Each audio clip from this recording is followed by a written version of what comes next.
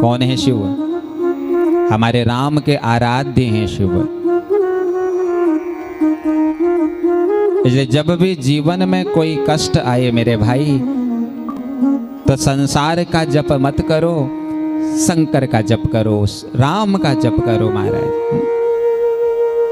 राम का जब हम जप करते हैं, कृष्ण का जब हम जप करते हैं, तो निश्चित हमारे मन को शांति मिलती है। संसार का जब हम जप करते हैं, तो संसार का जप करते करते हमारा मन अशांत होने लग जाता है। क्यों? क्योंकि जब संसार में हम भागते हैं, तो संसार की चमक को देख करके महाराज हमारी आंखें धुंधली होने लग जाती हैं, और परमात्मा के पीछे जब हम भागते हैं, तो हमारे आंखों में अलौकिक चमत्कार होना शुरू हो जाता है महाराज। बड़ी शक्ति है प्रभु के नाम में, अलौकिक शक्ति है। इसलिए जीवन में एक नियम जरूर लेना चाहिए महाराज।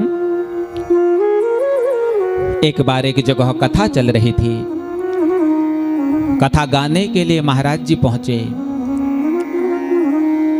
और जब महाराज जी जब कथा गाने के लिए पहुंचे, महाराज जी ने कथा के बीच में कहा, भैया हम तुम्हें कथा तब सुनाएंगे जब तुम कोई नियम धारण करोगे।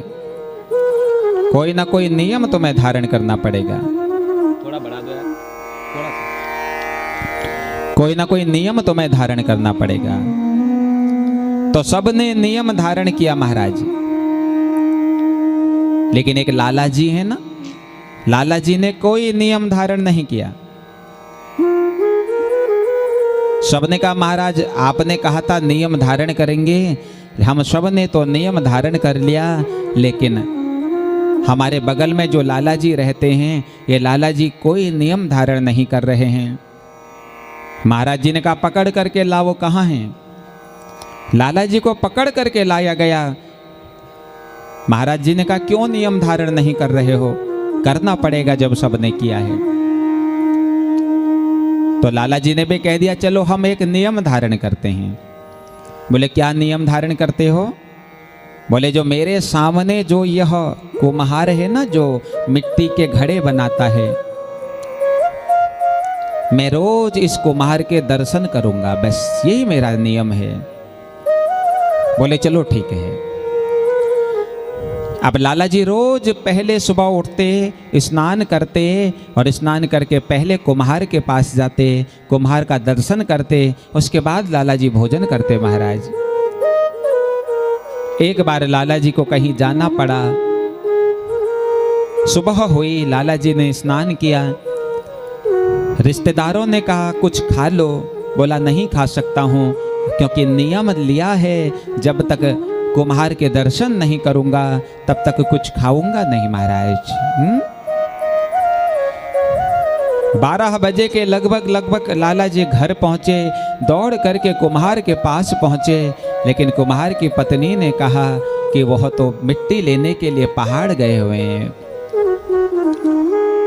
अच्छा, उस दिन कुम्हार जिस पहाड़ पर चढ़े, खोदते खोदते महाराज कुम्हार को एक सोने से भरा हुआ एक कलश मिल गया। स्वर्ण मुद्राएं उस कलश पर भरी हुई है महाराज। कुम्हार ने चारों तरफ देखा, जब कोई नहीं दिखा, कुम्हार सोचने लगा कि मुझे किसी ने नहीं देखा। और तभी लाला जी नीचे आ गए महाराज। लाला जी ने कुम्हार को देख लिया, और खड़े होकर के लाला जी नाचने लगे, देख लिया देख लिया देख लिया, मैंने देख लिया। कुम्हार को लगा कहीं ऐसा तो नहीं कि मेरा कलश इसने देख लिया।